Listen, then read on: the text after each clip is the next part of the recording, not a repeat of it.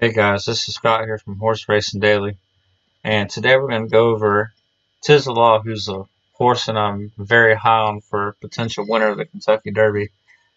And we'll start out with a general overview. He's raced 4 times, 3 times as a 2-year-old, won a maiden special weight in August. Then he won the Grade 1 Champagne Stakes in his next start. Then got third in the Kentucky Jockey Club Stakes, and from there they kind of, you know, took time off for the winter. Uh, Let him rest, build up, and then came back in the Holy Bull and first race off the layoff. And he's trained by Barkley Tagg, who's had Funny Side and Telavacati as, you know, Kentucky Derby horses down the road. And neither one of those horses, when I looked at them, did anything their first race off the layoff. So the fact that this horse did in a race that, given the small points for the Derby and first race in about 3 months, there was no reason to fully crank this horse up. But we'll get into the race and we'll break it down because I want to talk about the ride that he got. And, he's a number 3 horse and he's going to come out like a bottle rocket. It looks like he's going to be on the lead here. And he's going to slow down a little bit after the first turn. Ete Indian is going to take over the lead. And as most of y'all should probably know, Ete Indian won the Fountain of Youth in a, convincingly good fashion.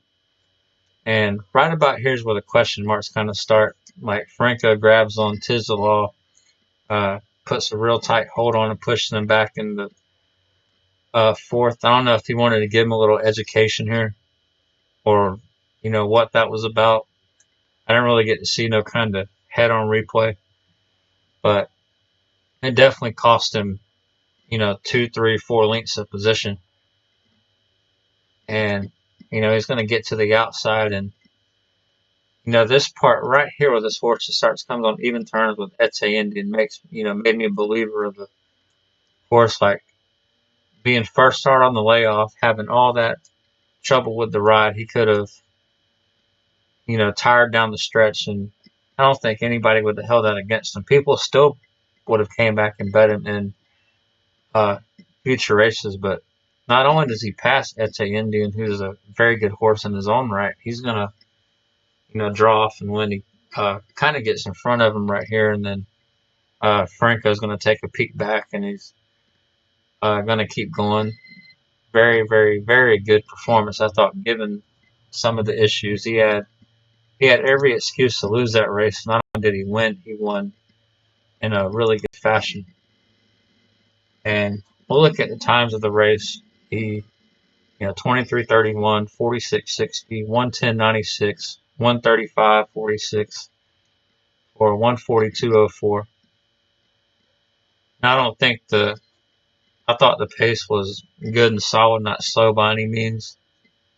We'll look at the time, especially there's a lot of mile races on the card, so we'll take note of the 135.46 and some of these fractions. And there was also another race on the card.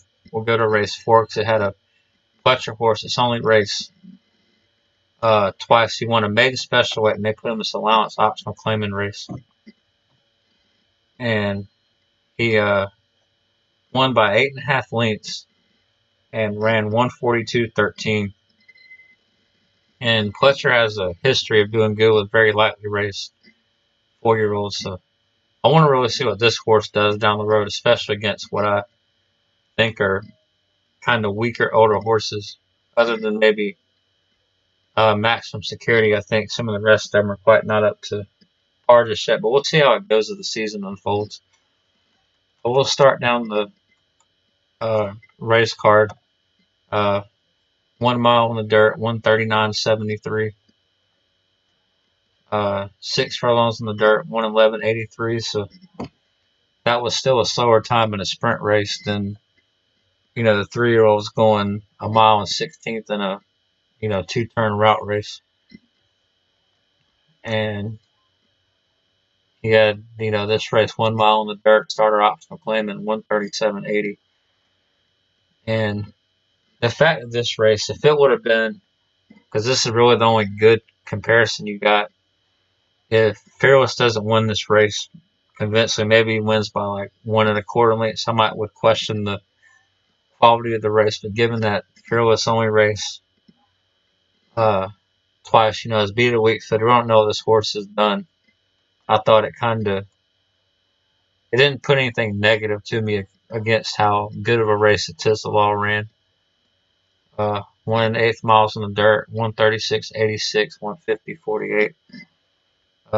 Identifier won that.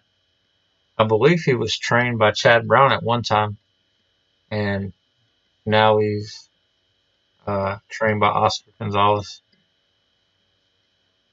4 Gal Stakes, 124.77, 110.97. So just looking through the card, I don't always trust speed figures. I could say on a different video where they kind of contradicted themselves, and I'm sure y'all know that.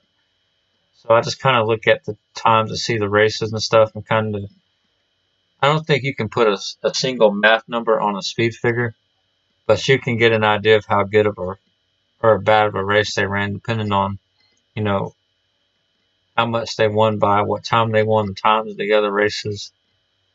You can come up with a good determination there, and everything checked out. Got a high speed figure.